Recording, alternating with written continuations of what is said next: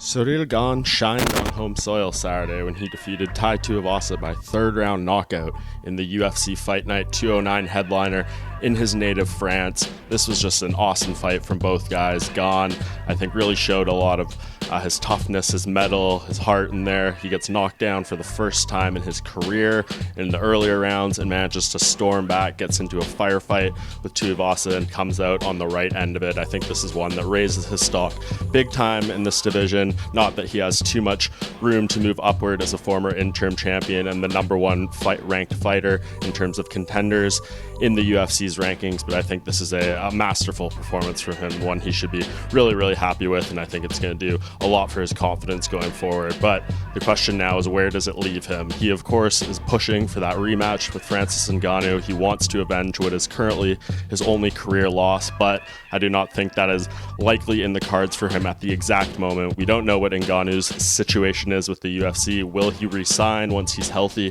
and ready to return? Will he attempt to go box? And if he does come back, I think we are looking at a fight with Ngannou and Jon Jones. So where does that leave Gane in the weight class? I think if that's what does end up happening in Ngannou versus Jones fight, he should definitely be targeting a Stipe Miocic.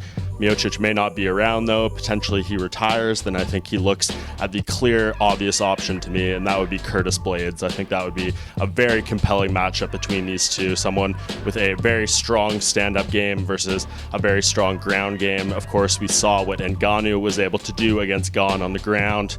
Blaydes is a whole other animal down there. So I think that's the fight to make. Of course, Blaydes on the rise in this weight class as well. He's on a nice run, and I think he's deserving of fighting that number one ranked guy right now. The winner of that, undisputably worthy of a championship fight. We just have to wait and see how this really tricky heavyweight division plays out. But Gane has to be very pleased. He's put himself in a prominent position, and only big things on the horizon for the Frenchman.